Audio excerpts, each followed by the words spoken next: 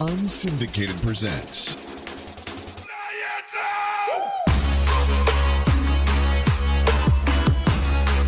Off the Air with Sean the Legion.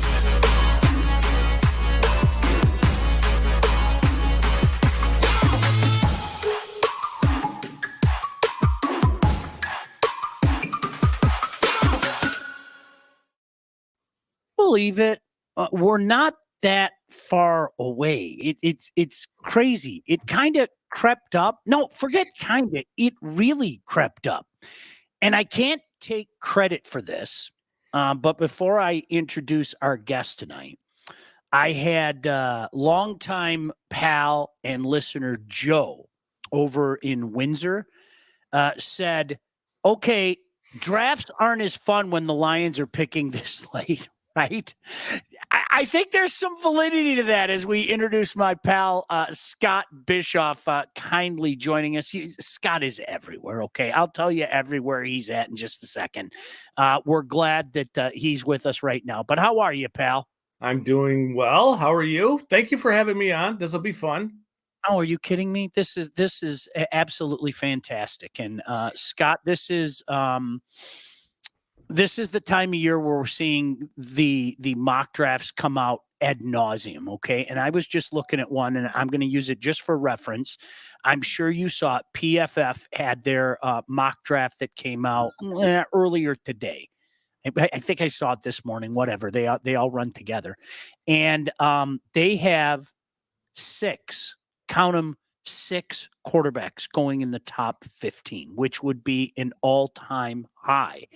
And listen, it's something you and I have talked about for years, and people would argue with us, and I don't think there's an argument anymore. That premium on quarterback, every year seemingly somebody takes a quarterback that maybe you didn't see going, or somebody moves up to take a quarterback that maybe you didn't see going.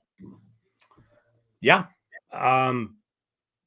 It's as simple as looking at the Houston Texans right now and seeing the reward of, hitting on a quarterback in round one and what that can do, how that opens up a window. Doesn't mean the Texans are going to win Super Bowls or any of that stuff with what they've got going on, but it sure does allow you to do some exciting things. And as long as they play, you got to hit on them, right? So, that's the thing. Like, Houston did a good job of hitting on CJ Stroud. I don't think anybody really saw any of that coming, but it's just an example of what happens when you do hit on quarterback, and the reason why you should be swinging to hit on quarterback, because when you do hit on a quarterback, it's gold, and it is literally, it's the ticket to competing both in real football, but also off the field in free agency and through trades, what they just did with Diggs, that kind of stuff. So this is going to be interesting, because in this class, you've got some young ones. Caleb Williams, Drake May, JJ McCarthy are young players. Jaden Daniels is ripe. He's an overaged player. So is Penix, and so is Bo Nix. So how much loss in value is there with a player who might be 24 at the time of the draft, as opposed to a player who might be 21, so to speak? Players playing for a long time, but we're going to see what teams like Denver do. I'm assuming PFF had Denver taking a quarterback. We'll see what Minnesota does. I don't think they did what they did to acquire pick 23 a few weeks ago without the trade up in mind. We're still trying to figure out who is pick 2 at this point, and I think that's why we don't know anything yet. But what does Vegas do? What does Denver do if they're shut out of the trade up scenario? I've heard some interesting stuff about Denver feeling like they're almost forced to do this, and a willingness to possibly give up on Patrick Surtain to make that move up. So like Surtain, Cortland Sutton kind of stuff. Obviously a team, say New England in that regard would covet a trade like that. Whether Denver does something like that, I don't know. But I think when Sean Payton talks about them absolutely being in the market to come up, it's that kind of stuff he's talking about. So, I don't know that I don't think there'll be 6 that go in round 1, but it wouldn't stun me. And it wouldn't stun me if our Lions are in a situation at 29 to be a team that somebody comes up into late round 1 for a quarterback for, possibly. I will tell you what PFF had to say in case you missed it, and for the benefit of our guest, once again, Scott Bischoff kindly joining us. But I have to also introduce my pal, of course, with the Mitch Album Show and Sports Rap on 760 WJR. Please welcome my pal Blake with his brand new router. I'm so proud of him. He got a brand new router. My little boy has grown up. How are you, buddy? I've been going through it the last 24 hours, man. Just no internet, and then dealing with that, and then drive home. 94s down to 1 lane. It was a whole bunch of fun. Really enjoyed it. Hey, Blake, just for your benefit, I'm going to blow through this. According to PFF, this was the mock draft that I was looking at. I was going to kind of use this for the basis of our conversation today. They said Caleb Williams, Chicago Bears, write this one in Sharpie. Scott, I think that goes along with what you were saying the last time you joined us. They have Drake May at number 2. They said it seems to be a toss-up between May and Jaden Daniels. Jaden Daniels at number 3, Marvin Harrison Jr. at number 4, J.J. McCarthy at number 5, going to the Minnesota Vikings. Neighbors going to number 6 to the Giants. Joe Alt, number 7 to Tennessee. Dallas Turner from, of course, Alabama, going to the Falcons at 8. Bears going wide receiver, of course, going with Rome from the Huskies. Brock Bowers going number 10 to the Jets. Fuaga going to the Chargers at 11. How about this? Bo Nix going to the Broncos at number 12. 13 for what it is worth as I try to scroll down. Of course, the computer decided that it just wanted to freeze, but there you go. We got through 13, and then we'll move on from there. But yeah, Scott, again, I mean, I'm not shocked that you're seeing the quarterbacks go. I mean, we've seen it time and time and time again in these drafts, but I think it also opens itself up to that scenario which you just spoke of. There are going to be teams that are going to go, oh no, we have to move into the first round for this, that, and the other thing, and that might just play into Brad Holmes' hands. It would be great. We have seen him hit on picks, in the middle of the draft. They have a large window. I want to say it's 91 picks between their pick at 73. I think it's 73 and then 164. I would make a very educated guess thinking that Brad Holmes is going to do something to fill in that 91 pick window with a few picks, one or two, whatever it is, just because that's kind of where he's finding a lot of success in, say, rounds 3 and 4. So, does that mean they're moving off of 29 and going way back? I don't think so. But I could see him. I could see the Lions being involved in, a few trades. On not necessarily on draft night, but on day 2, just to jockey here and there. Just depends on what they do at 29. But yeah, if you look at looking at his first draft, it's amazing what his first draft looks like. It really is. I mean, like, they missed on, at this point, I think you would call Onwuzurike a miss, but there's some injury stuff there. And you knew about it going in. There's a risk there. And then, sure. And then it's Jamar Jefferson in round 7. Yeah. Everybody else is kind of they're a part of it. Right. And the more picks you give a guy like that, the better. Just let him go to work. It's good. It's good stuff. He's done a great job. I mean, what do you guys think? Like, what do you think their needs are at this? What do you think their position they're going to address in round 1 is? I don't think anybody has any idea. No idea. I think he's shown that. I think it is an exercise in futility. I mean, these people that have convinced themselves that they're grabbing a cornerback, I think you haven't learned from sitting at the table with Brad Holmes. I mean, honestly, sure, we could grab a cornerback. I mean, there are a ton of different needs. Okay, I mean, there's no doubt about that, and we all know what they are at this point in time. But anybody that says they know what Brad Holmes is going to do is speaking out of their behind, quite frankly, Blake. Yeah. No, and I mean, I was thinking about it from like an edge perspective.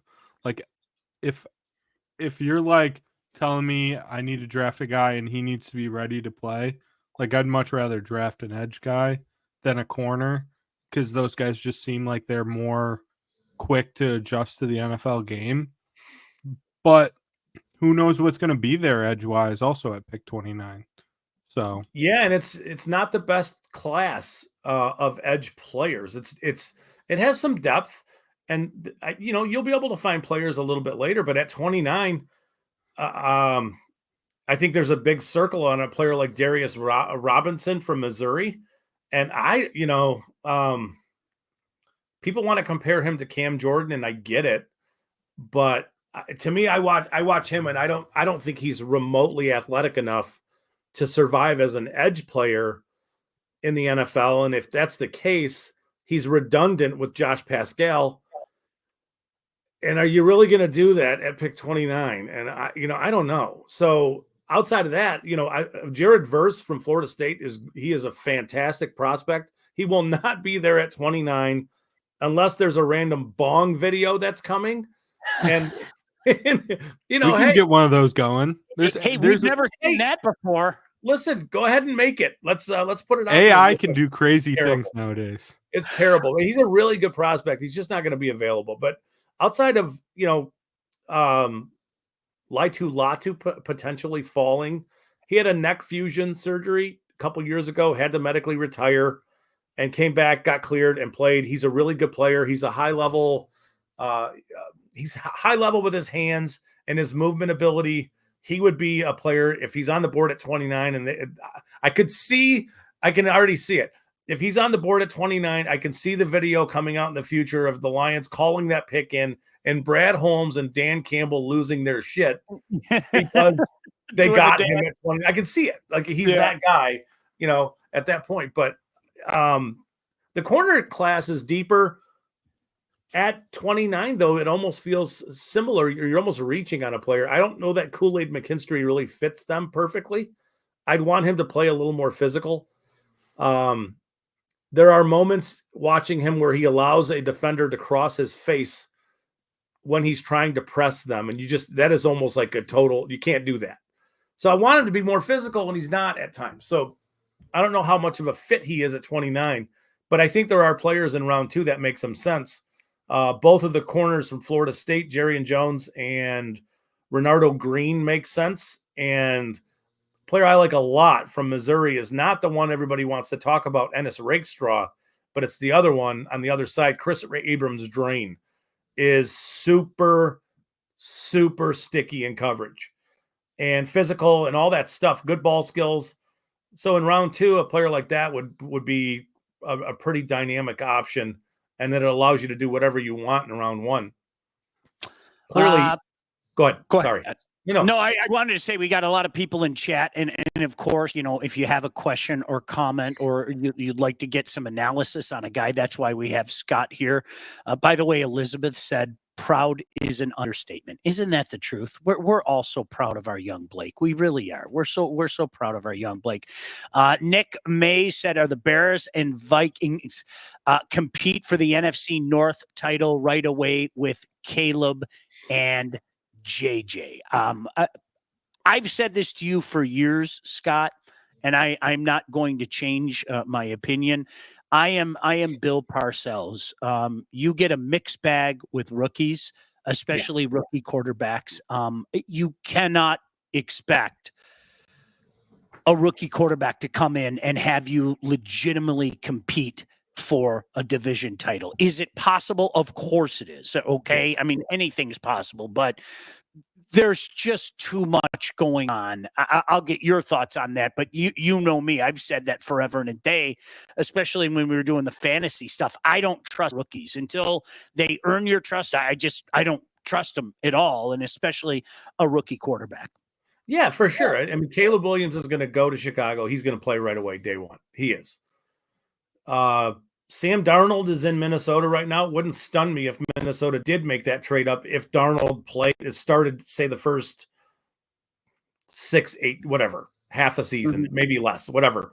And then McCarthy kind of steps in from that point going forward. But clearly, there's going to be struggles. There's going to be difficult times with both of those quarterbacks and both of those teams. We shouldn't forget about the Packers, though. Jordan Love looked really good last year. It didn't surprise me a bit, right? So terrified me.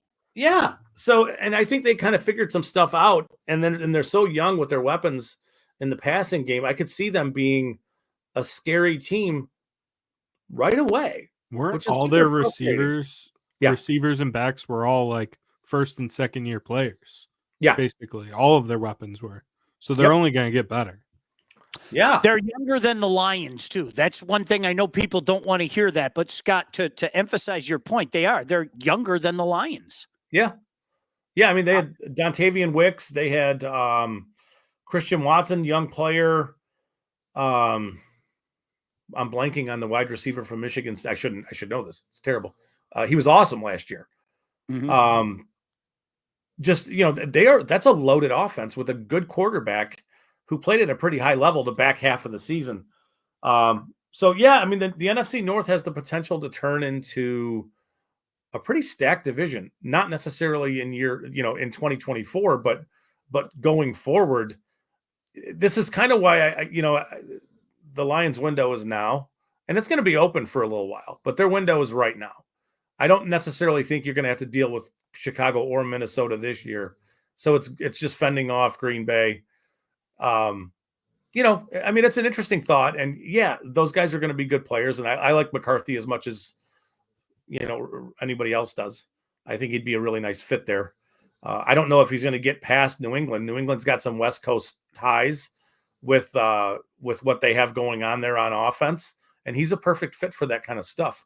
They may like him to enough that they're, let's say it's Jaden Daniels or May that goes at 2.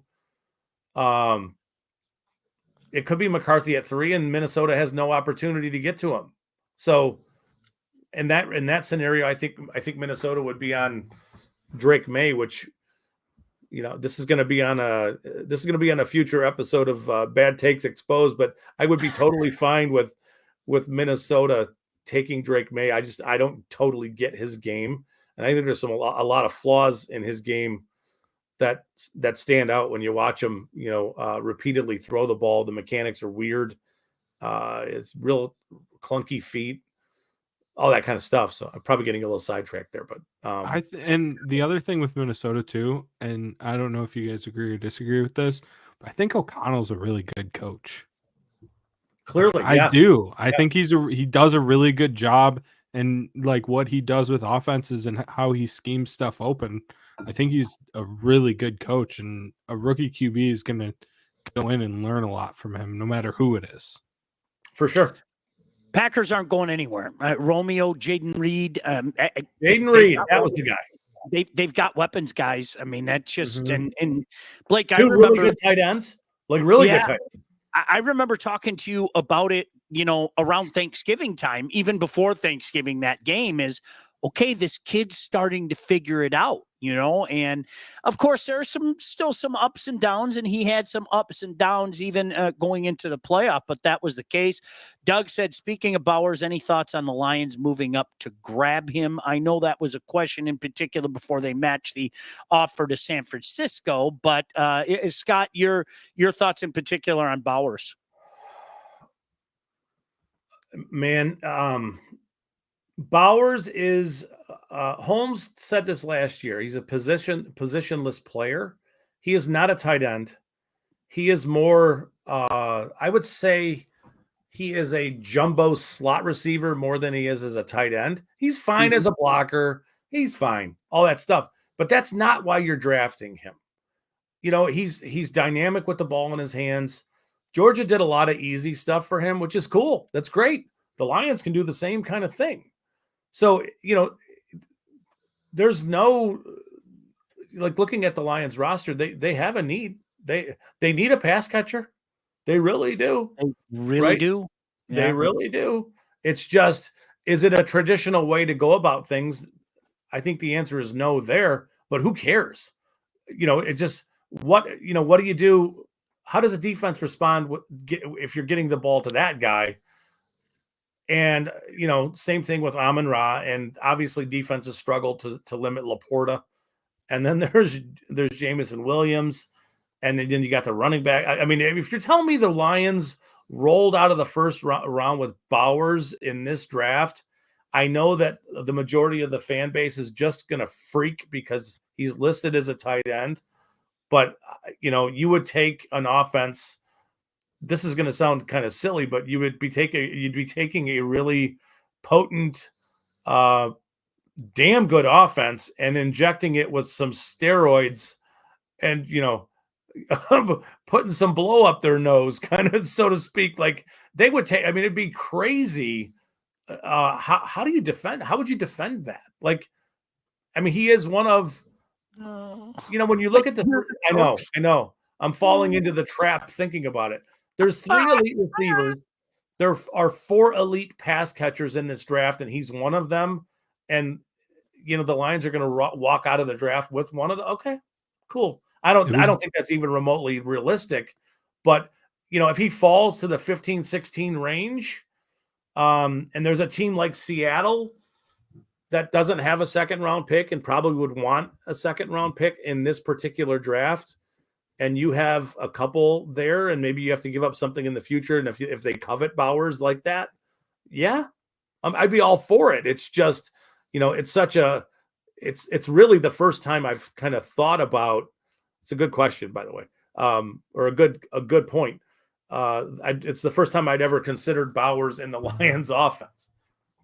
It'd be fascinating. All I keep thinking about is that New England offense when they had Gronk and Hernandez. And then also now I'm wondering if they drafted them, which one of the two would be the murderer. Oh, boy. Wow. Go. Okay. Sorry. I got dark there quick. Today, but that got dark in a hurry. A couple more questions from the chat, and of course, if you have any questions or comments, that's why Scott in particular is here, and we thank him for it. David, who is definitely college football elite, I think for sure the Lions make some trades. Boy, it sure looks that way. Here it comes, Scott. If I had a dime the amount of times I said this, the amount of times we talk about a potential move down and the amount of times it happens are two different things. But Brad Holmes has shown that he's a guy that is willing to do that. He might even come up. Yeah, absolutely. Chris said, fellas, here for an education by Scott. I believe in sophomore slumps for most. No one had film on Love. Teams have had an off season to dissect him. And then he asked, does Marvin Harrison go 6, 7, or possibly 8? Okay, Marvin Harrison probably goes 4 unless there's a trade, unless there's a reason for Arizona to move out. But they have so much capital already that I could see them just like, listen, we're rebuffing all these trade offers. I know you guys want to give us all this stuff, but we love Marvin Harrison. I think that I kind of think he's off the board before 6, 7, or 8, but. In a scenario where let's say the Cardinals have traded out for something and the Chargers have traded out for something, and for some silly reason Harrison's still available, like let's say Neighbors goes to whoever coming up from somewhere to pick 5, then Harrison would go at 6 for sure. The Giants are not going to take. I don't think the Giants would want Neighbors just because of the size stuff, but they definitely would be into Harrison and O'Dunes just because of the bigger body, the finish, all that stuff, the way they separate all those things. They have a lot of diminutive players already. Wan'Dale Robinson is small. Darius Slayton is small. They need a bigger bodied receiver to help that offense. I don't think that Harrison's there at 6, 7, or 8. Certainly not at 7 or 8. Blake is incapable of looking at him objectively. We've discussed this before, right, Blake? Scott, I really love, good. Okay, I'm glad to hear you say that. He's very really good. Scott, I absolutely love the guy, and especially when you think of what he had to work with last year, and to still do what he did. I think he showed everybody what type of impact he might make in the National Football League. Yeah, he's a. I don't think anybody loves the process that he took as far as getting to the draft, not working out, none of that stuff. But I think if we all just put ourselves in his shoes, why would you anyway? 100%. It's all on the film. Like, you know what I mean? Like people are now wanting to talk about him being slow, and maybe that's why he didn't run. And it's like, well, but find plays in games where he looks slow. He's not slow. Is he 4.3s? No, he's a bigger receiver, right? So, yeah, I mean, he's a super polished, high level football player who's going to separate for you early, intermediate, and deep. He's got great hands. He's got great feet, all that stuff. He catches the ball really well. It's just, do you want the super explosive player in Neighbors over the security that he's going to give you? I know which way I would go there, but I can see some teams, a few teams having Neighbors maybe graded a touch higher, but Harrison's been spectacular for 2 years. And yeah, you're right. Last year wasn't a great scenario for him, but he still performed. A very, very good football player. Maybe the best receiver to come out easily since Jamar Chase, and maybe even surpassing Chase a little bit, just because of his ability to run routes and some of the stuff he offers. Yeah. Blake just threw up in his mouth. If you couldn't tell, not only were you talking so highly of him, but you said the J word, and that's one of Blake's true loves, isn't it, Blake? I do love me some Joe Burrow and Jamar Chase. Who doesn't? Love those boys. Yeah. Everybody. My Instagram feed is just a bunch of how there's Instagram accounts that make thirst traps of athletes. Like mine's a bunch of Joe Burrow videos. I get them. I just see them all the time. Okay, and I like all of them. I love them. They're great. That's one way to go about, I will fully admit I have a huge man crush on Joe Burrow. There's a Ronnie Brown joke somewhere in there. Oh, yeah. And not just Ronnie Brown. There's more. There's a Ronnie. But Scott didn't even say the guy that I like the most, which is, well, he did, but not. So for you, it's Harrison, then Neighbors, and then Odunze? No, I think I would probably go Harrison, Oduns, and then Neighbors. Okay. But I would understand totally if somebody had it a completely different way of those three for whatever reasons that there are. I would get it. Is there? Yeah. I guess that was going to be my follow-up. So you're kind of looking at them as, all right, well, what type of guy are you looking for as opposed to, no, this guy's much better or that guy's much better? I mean, they're all, you'd put them in that same kind of category, Scott, where you could, again, understand why this team took that guy as opposed to taking that guy? There isn't separation between the three? There is, but it's so small, and it's a matter of taste. That's all it is. I think there's some off the field with Neighbors where that could maybe push him just a touch down. I don't think it's bad, super negative stuff. I just think that it was described as him feeling like he's already earned the right to be talking about wherever he gets drafted, having input as to who the quarterback should be, kind of stuff. Making sure he's getting his, right? Dude. So, and it's like, well, so then you look at Marvin Harrison, and I don't know that I've ever heard him speak about, really much of anything. And then Romo Dunes is this high character kid who goes to the combine and wants to set a personal best in the 3-cone drill. So he runs it, a dozen times because he's uber competitive. And Those guys, O'Dunes and Harrison, are bigger. They're really efficient, polished route runners. Great with the ball in the air. That's not Neighbors' game. Neighbors' game is everything that he does after the catch, and with speed and explosiveness. So it just depends on, what you're looking for in a receiver. I think there's safety in a player like Harrison or O'Dunes because they can win in a variety of ways. But I think that, watching LSU's offense and seeing how much Neighbors is deployed out of the slot, it's not all the time. I mean, he plays out wide too. And he is very fast. He's explosive. He's a good route runner. It's a funky offense. There's a lot of open space for them in that offense. But once he gets the ball in his hands, he's a menace, where those other two guys are not necessarily running away from everybody the way Neighbors can. So, if that's what you're looking for, a yak monster kind of player, an explosive player who can take one the distance any opportunity he touches the ball, I would say that Neighbors might intrigue you more than the other two. But if you're a traditional offense where you want a player who's very reliable, is going to run good routes, catch everything thrown to you, win with the ball in the air, move the chains, do a bunch of other high-end stuff, that's the other two. So, yeah, I mean, they're both, all three of them are great prospects. They really are. Do you think the Bills have to go receiver in round 1 after the Diggs trade? I don't think they have to. I think this draft is loaded at receiver. Yeah. There are players. It just depends on the type they want.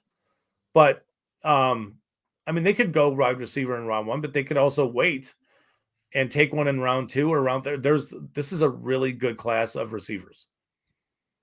By the way, my buddy Kirk Hunter asked, when is draft day? It's only 17 days away. And if you're looking for a place to hang out, I got a perfect spot for you. Why don't you come to the place where we hung out on opening day, Batch Brewing? We're going to be out there, draft night. We're still trying to figure out what's going on. I gave the invite to Scott. We might be on for an hour and a half. We might be on for 3.5 hours. We might be on for 4 hours. Whatever the case may be, if you're looking for a great place in historic Corktown, look no further than Batch Brewing Company. They got the drinks. They've got a fantastic menu as well. Lots of barbecue items on there. I'm always going to give a thumbs up. Official craft beer sponsor of Off the Air. I can't thank them enough for the great time that we had on opening day. Trust me, you'll love this spot. Make sure you check out their website. A great menu, scratch kitchen, and we'll be hanging out there on draft night. Scott, I know you're a busy man, but I did extend the invite to you. Hopefully you can join us out there. I know Blake will be coming later on. Todd and I will be hanging out there. We'll still try to figure it out. Do you want to go 2 hours? Do you want to go 3 hours? Do you want to go the whole damn first round? I'm going to be watching it anyway, so if we can... Yeah, I mean, we can talk about it. Let's do it. I think with it being in the city, there's a desire from the family wanting to get down there. So that's it. Right. Understand. So if that falls through, which I think it's because it's gonna be so hard to get, like, how you were not going to get into the theater where you're going to see players shaking hands with Roger Goodell. That's not happening. But we're still working out stuff on this end too. So we'll see. No, and you know what? To that point, you got to go to visit Detroit. Make sure you get the NFL One Pass as well. Our friends from Visit Detroit and the Detroit Sports Commission, we've been doing a lot of stuff with them. Make sure you're prepared because, Scott, to your point, there are so many different intricacies that you can, find out. All you have to do is know before you go, and they're giving you the opportunity to do that. We can't thank our friends enough with Visit Detroit and certainly the Detroit Sports Commission. Doug asked an interesting question. He said, here's a scenario. Could the Lions trade Hendon Hooker to a needy team? First, how about this, Scott? What do you think of Hendon Hooker? I don't think I ever asked you about Hendon Hooker. And full disclosure, before he blew his knee out, in my mind, he was the runaway for the Heisman that year. That's who I was planning to vote for. No doubt about it. All things considered, And again, I'm not saying that translates to a guy being a great NFL player. See Tebow Tim, but what are your thoughts on Hendon Hooker? Let's start there. So older player, really at this point, it's been almost a year and a half or so. It'll be around 2 years range, just under 2 years when they get to camp before anybody's really seen him throw a ball, right? So you just haven't seen it for a while. I know the Lions did at practice at the end of the season last year, but nobody else in the NFL has. So you're asking some team to look at his evaluation from 2 years ago in this kind of gimmicky sort of option down the field offense where all the receivers had option routes, even vertical routes were option routes. And what that means is that there wasn't necessarily a lot of progressions and structure for the quarterback to have to stay in, that they just kind of, I don't want to say ad-libbed, but there is an element of it where, okay, this receiver has his defender beat to the outside, and that's the choice he's made. All these choice routes and that kind of stuff. So now it's fitting the ball into those windows. And I think that's where he really shines, is the ability to put the ball down the field accurately. The question is, how does he function inside the structure of an offense? What kind of an offense would you run for him at the NFL level? Because the choice sort of option routes down the field is not necessarily a thing in the NFL. So gimmicky offense in college, older player, torn ACL, hasn't really taken snaps that anybody has seen for now a year and a half. We'll see some in this preseason, but expecting somebody to trade something for that guy is like, what do you expect? What are you going to get? You're going to get a 5th round pick? You just used the 3rd round pick last draft to draft him. So it's that one was a confusing one. Like, what do they think from him? What do they expect him to be? I think he will be either 29 or 30 years old at the end of his first contract. And in a perfect scenario, he's never taken a snap for you. He's moving on, right? Like, he's going to want to play somewhere. So it's a strange situation. I don't know what you would get for him. I think that you could probably flip, just as a, to put something out there. You could flip Hendon Hooker and say a 4th round pick for maybe a 3rd round pick kind of thing. But you're certainly not going to get a bunch of value for Hendon Hooker at this point. He just hasn't shown enough in the last year and a half to warrant that kind of a move. Just to get like nerdy with that, like the Art Briles like system where they run like those wide receivers way out wide. Like, we've never seen a quarterback come out of that system and be successful in the NFL. There's not one name. Yeah, and that's why I never understood that pick, because it's hard to translate that to the NFL game. Yeah, and so I think the thing that did translate is the athletic stuff and the running stuff, where he was so explosive doing that, and then throwing the ball while running. He's really good at that. He's got a huge arm. So I get it. And yeah, you're right. That offense doesn't necessarily lead to NFL success, even from a receiver standpoint. Where they'll have like half field options. So 2 guys on this side of the field are going to run their routes, and these 2 guys are just going to hang out and just kind of walk 3 or 4 steps at the line of scrimmage. It's weird. It's a strange thing. And it made it, I think, a very tough evaluation to try to figure out what it is that he could do well.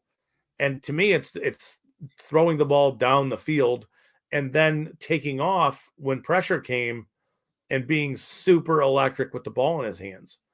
But then he tore his ACL. Yeah, exactly. But I just can't see a team really thinking in a rational sense saying that's the guy we want to go get, and we're gonna give up a bunch to go get him. That doesn't make, to me, that doesn't seem like a plausible thing. Blake, Scott, Sean here. I want to tell you about our friends from the Wealth Advantage Group for a moment. If you have any questions or comments, jump in. Scott, while I'm telling you about our friends at the Wealth Advantage Group, the Handsome Brothers, take a look at some of the comments in the chat. And if you're ready to take charge of your financial future, you need to look no further than the Wealth Advantage Group, located in historic downtown Northville and owned by those two guys, Mike Husak, Jeff Husak. They have over 20 years of industry experience. They understand that your financial goals are as unique as you are. That's why they offer personalized expert guidance to help you navigate the complexities of financial planning. Now, whether you're saving for retirement, getting ready to sell your company, already in retirement, doesn't matter. These guys can help you as they've helped me, and they can help you through every step of your financial journey. They work with clients throughout all stages of life and have clients in over 20 states. I think everybody knows the investment world is a complex one. But if you're ready to start taking your finances more seriously, it's time to work with a couple of experts. Reach out to the Wealth Advantage Group at 248-773-8574 or view their website at www.thewealthadv.com. Lots of questions about some of the Michigan players out there. I mean, Mikey's a perfect example. I'm going to get your thoughts on this for a second. I saw some people talking about him in the 4th and 5th round not that long ago, and I just shook my head. This is a day 2 guy all the way, right, Scott?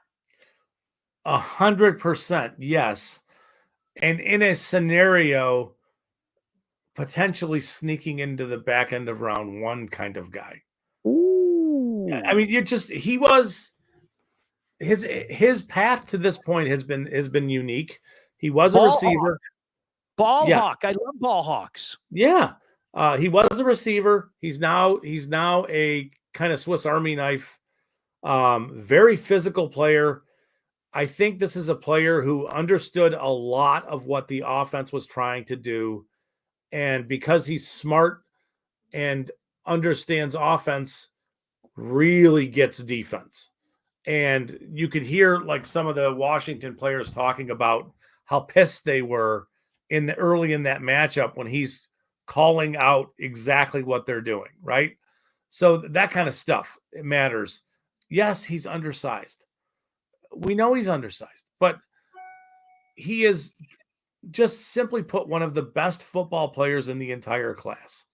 So when you get to a point where you're at, say, pick 29, and you have a player like Brian Branch, who is a safety and a nickel corner kind of blend, and you could bring in a player like Sain Ristil and allow them the flexibility and the redundancy of these are the things these guys do really well. And oh, by the way, it really limits what offenses can do. And yes, he's undersized, but he's a dog. He plays very physical. I don't think you'd have any issues with him running with tight ends, running with running backs. He doesn't play small. He screams Lions football player. The work, the intelligence, all of it. He's one of the players who I know I'm talking him up at this point, but he's a fantastic football player who deserves what's coming, and probably will be one of the first, I'd say, 10 picks in round 2, if not before that. And I know Lions fans would be kind of upset if he was the pick at 29 because he's small, but he is a fantastic football player, an electric prospect who could do a lot of things and would really open up some things on your defense and make things really interesting for the other players that are already on board. I would love that pick. I know it's a little off the wall, but I think he's a phenomenal prospect. I would say, he's, for most people, he's a top 35-ish player, in the top 40 player in this class. And you can make an argument for the intangibles that he should be higher. So, yeah. I mean, he's a great player. He's a great player. Blake, if I may, just example 7,222. I've actually kept track of what Scott and I have talked about for probably a decade. Don't pay any attention to those mock drafts that come out in January or February, only to, well, mock them later because they're so off. I saw his name, this might be a sneaky pick in the 4th round. And I'm going, good Lord in heaven, knock it off. There's no way he's getting out of day 2. So here we go. Sorry, Blake. No, you're good. I'm all for loving on Michigan players. You're good in my book. Moving on.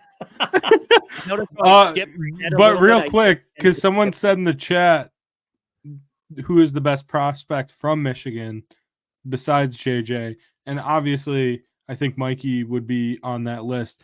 But also, I think Roman Wilson could be like a sneaky, really good pick for a team. Yeah. Like even like a Buffalo or like someone that needs a receiver, like Carolina. I think he's going to be a good pro. He's got great hands. Everything. He does. He's a really good route runner. He's plenty athletic. He's physical, all that stuff. He's just short. Mm-hmm. But when you look at his path to the NFL, I mean, this dude was taking flights in high school to stay in high school and go play football in Hawaii. I mean, he's been operating on a pro level for quite a while, right? I mean, he's, and then when you look at like the high leverage stuff from last year, he had like 50 catches and a dozen touchdowns. It's like, okay, cool. Electric player, explosive, great route runner, very tough, very physical, everything that you would want. And he's already shown you that he's willing to put in work to play this game. And that matters. I mean, it just matters. So if he ends up in a place like Carolina with the 33rd pick, Carolina went from having essentially nothing last year to, for Bryce Young to now you have Deontay Johnson, you'd have Roman Wilson, Thielen is still there. Mingo they took last year in say round 3 to be a vertical guy, but you definitely have the makings of something that could work and make your quarterback work. Roman Wilson's a very good player. All right. A couple of people have asked, and I'm going to say this so they can all get mad at me and say, take off your Sparty hat. But a couple of people have asked about Blake Corum. And Scott, how can you not like Blake Corum? Like, I'm not being PC, okay? And yes, look at my hat. How can you not like Blake Corum? The kid's a warrior. He's battled back. He does so many good things for the community. This is a young man that gets it. With that being said, you knew there was a with that being said. I just don't think that his skill set, especially with the injury, the speed, et cetera, I don't think it translates at the NFL level, but I'm going to throw that at you, Scott. It would translate to a very select few teams.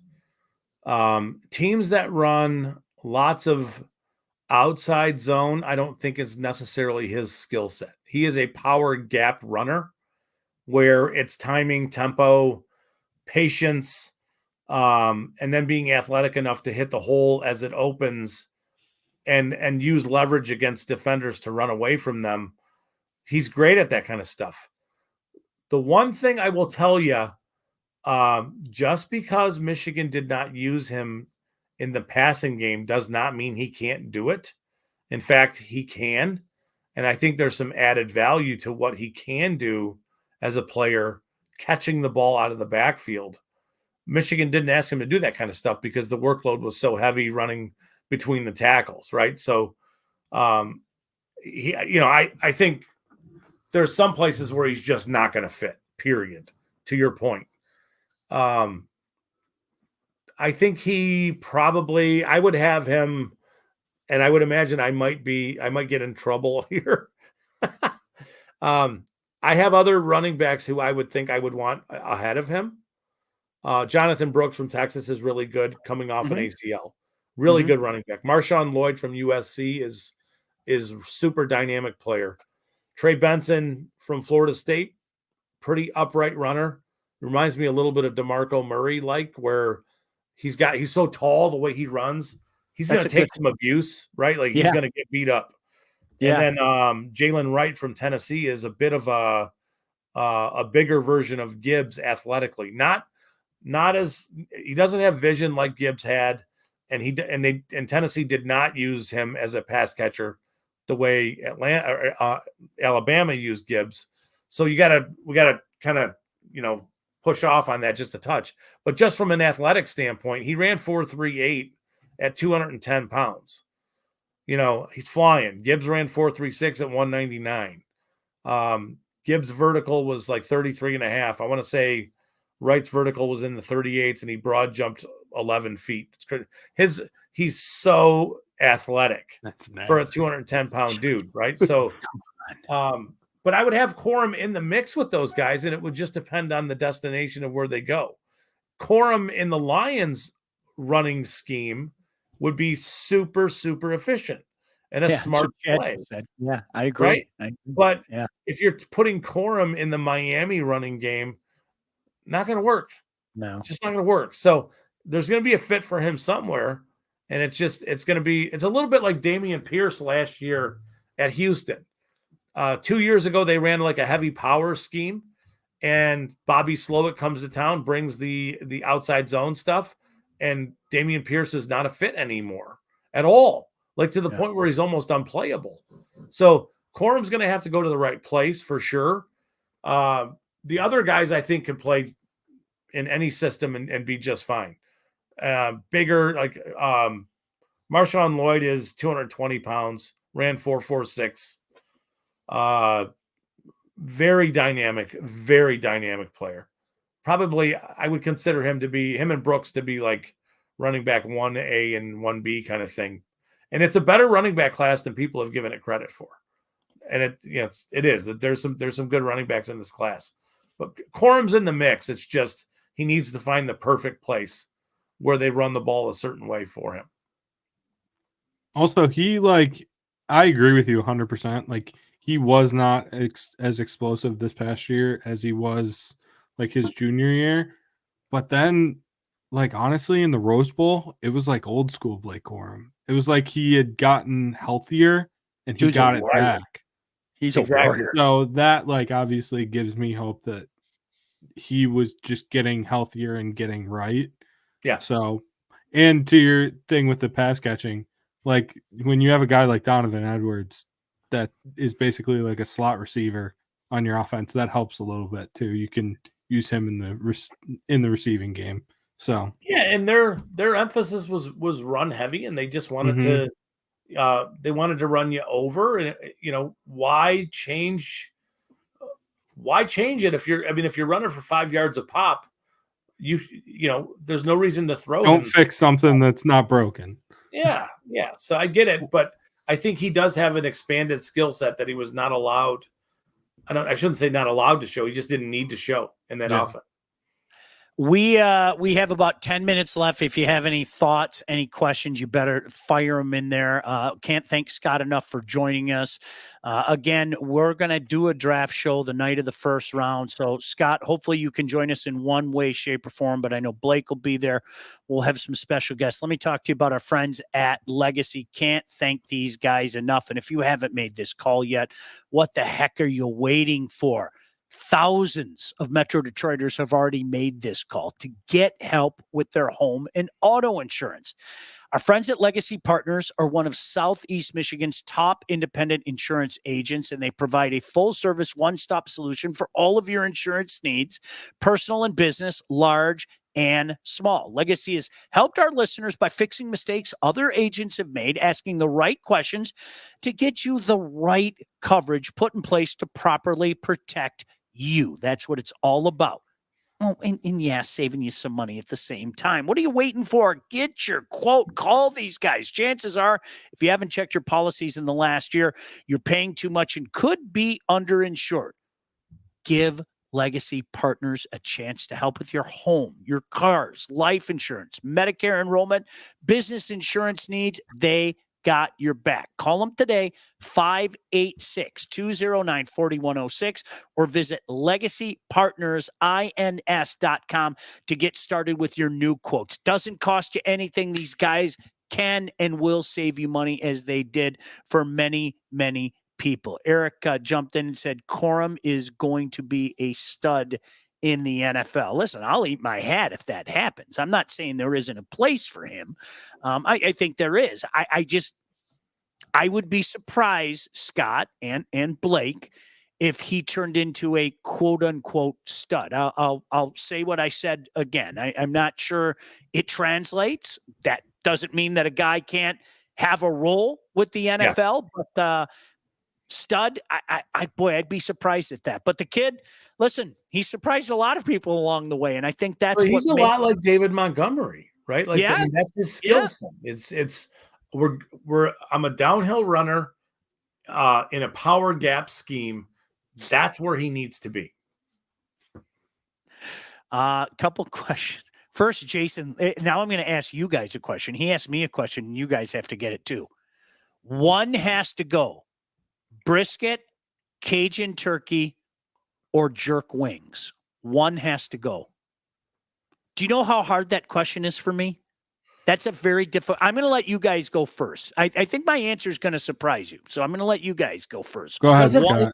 Brisket's got to stay. Brisket's got to stay. What else stays? Probably the wings. Okay. That's the right answer. That's the right answer. I'm going Cajun turkey. And getting rid of the wings? I am. I'm sorry, jerk. Listen to me, and listen to me good. I am going to make that Cajun turkey again for Thanksgiving, and you're going to have to come over. Both you losers are going to have to come over like the day after Thanksgiving. I'm telling you. Jack Belegian, if you're in the chat right now, you tell these guys. I like my kid's like, that's the greatest turkey I've ever had. I'm telling you. What did you do to make it different? Okay, so I use the injector, right? I use that injector stuff, and then I put butter underneath the skin, and then the key is so many people. I love the hinge there. That's well, it's not your first rodeo. Yeah, but here's so many people they think the key, you sprinkle the Cajun on top of it, right? No, screw that. You put it underneath the skin, so that way it kind of marinates in with that butter, and it all kind of soaks in, and then it gets into that dressing. And I'm getting a chubby talking about it right now, so I'm going to stop. But real quick, you only make that once a year. No, wings you make throughout. Oh, you make it. You're damn right. I do. That. You're damn right. I do. As a matter of fact, so I do it now. Now it's in the rotation. My family demands it for when we have our big Christmas Eve party, and I'll make it multiple times during the year. So yeah, that was exactly. So if there's a way that you could make turkey reasonable to eat, I would eat it all the time. But I think the generic sort of like, I'll just throw it in the oven and cook it. I couldn't agree with you more. Couldn't agree with you more. No, I agree. Shit. Yeah, I agree with you. If you have a magic sort of thing going on, I could get rid of the wings very easily. Just out. Yeah. I'm gonna make it for you guys. I'm not. Yeah. Look at there's the Mita. Did you see that? Yeah. The suggestions. Go to our website. Buy Mita merchandise. Chad said, Chad, nice to hear from you, by the way. Jenkins would look really good rotating in behind McNeil and Rader. Any of Michigan's OL guys would be good day 3 picks. Yeah, so it's the laziest thing. I'm a Michigan fan. I live in Michigan. And if the Lions just decided they were taking just players from Michigan this year, it would be cool. Because that's how good they were. Like Mikey at 29, Sainer still at 29 would be just fine. And Roman Wilson as a receiver coming in, and Zinter as the guard. I know he's got broken leg, but he's fine now. That kind of stuff where they're Jenkins as a D tackle. Yes. You could find your way into Braden McGregor late or as an undrafted free agent kind of thing where that would make some sense. That team, they're so well coached. They are so it reminds me back of the Michigan State teams back 10 years ago when they were just so physically superior to everybody. They just were. Like when Michigan State's helmet, I know, look at Sean. When a Michigan State helmet showed up in the year 2013 at an All-Star game, everybody stood up and took note. because they knew that at some point in time that dude was going to whoop somebody's ass physically playing football. Like he's just going to be physically superior. And Michigan has a bunch of guys like that where you've got offensive line guys, you've got the running backs, you've got the receivers. Cornelius Johnson's a great blocker. Chris Jenkins I think is going to be a round 2, round 3 defensive tackle. He should be a productive player, or at least a productive part of a rotation at the NFL level. Oh, for Harbaugh. All right, go ahead. We got to get some final thoughts before the natty comes on. Harbaugh, over under in rounds 4 through 7, 2.5 Michigan players drafted. Over. Me too. I think it's way over. Yeah, I agree with you. Jason said, pretty sure Shawner has made Cajun turkey at least 2-3 times already this year. Twice. I have. There's a third one coming up, though. I'm not going to make it. Scott, you're invited over to my house for the first night of the playoffs, by the way, if you want to come. What is it, the 20th? Was that the date? I think the 20th is that, yeah. Why yeah, are you asking me like I know? Oh, no, I think it's the 22nd. I think it's Monday the 22nd. Yeah, so we're going to have a barbecue. I can't make it that day. I have too many other things planned. Okay, boys, before we get out of here, I need to tell you about Lindsey Broadwell, but I want you to think amongst yourselves right now who you going with in the championship game today. That's just, we have to ask it, although I have a feeling I know what your answer is. When it comes time to buying a house, selling a house, both, you need to contact the right agent. That agent is Lindsey Broadwell. That's who I'm recommending. Your house is probably the biggest investment you'll ever make, and that's why you need a pro. Lindsey grew up on the mean streets of Northville and has expanded her team all over Southeast Michigan. She is an expert in all facets of the business. It's time to move. Our friend Lindsay and her team will make sure you get the most out of your house and that everything goes smoothly when finding your new home. Buyer, seller, first-time buyers, doesn't matter. You want to contact a pro, you want to contact Lindsay at BroadwellHomes.com. She will help you with everything from start to close. Licensed realtor at Real Broker LLC. Start your search today at BroadwellHomes.com. Really appreciate it. All right, boys, before we get out of here, Scott, I can't thank you enough. Anytime you want to come on, you know you have the green light. I respect the heck out of you, my friend. Anytime you guys want me to come on, we're good. We could do a mock draft ourselves if you wanted. My pants just fell around my ankles. I'm in. Whatever you want. I'm in. Whatever you want. Who are you going with tonight? Connecticut, I think, is probably the lazy answer there. I think it's, I'll take the lazy way out. I'll go UConn. All right, Blake, I think your mic cut out. I was muted. I was respecting your live read, so I muted myself. But it was also the smart play. UConn's the play, 100%. They're going to cover 6.5. Brett said Purdue by 6. Ooh, how about that? Well, Brett's going to have a loser, so that's tough. I took UConn at the beginning. I honestly, this was one of those tournaments where it was kind of like, UConn's going to win, right? It doesn't always work that way, but that's the way it goes. Scott, thank you. Blake, thank you. Todd, thank you. Thank you, most importantly, for joining us. Tell your friends about this. Blake, what else do they have to do? They have to like us. They have to subscribe. What else do they have to do, Blake? They need to go on our YouTube channel. Subscribe. Right, subscribe. There's links to it on our Facebook page and on our website. So you can find it that way. It's unsyndicated. Just search that on YouTube and you'll be there. And then like the video. Like. That helps people find it organically. Scott, when do you want to, you know what, maybe next week we can get together. Let's talk about it and let's see if we can't do a mock draft next week. That'll be just a shit show. I have no other way. Awesome. Yeah, it would be awesome. So bad. You know it would deteriorate so fast. You just know, because you have people like Jason, they're going to bring up brisket, and then I'm going to go crazy about Cajun turkey. So, listen, we got to get out of here. Thank you. See you next time. Off the Air with Sean Baligian, featuring Sean Baligian and Blake Matrazak. Produced by Todd Losey and Blake Matrazak. Executive produced by Sean Baligian and Todd Losey. Theme song, incidental music, and related sound effects are from Play It Loud by Jam Studio. Engineering, mixing, and graphic design support provided by the Unsyndicated Podcast team. Don't forget to like and subscribe to Off the Air with Sean Belegian on all your favorite channels. While you're there, be sure to rate and review the podcast. Got something to say to Sean? Call the Unsyndicated hotline at 248-237-3257.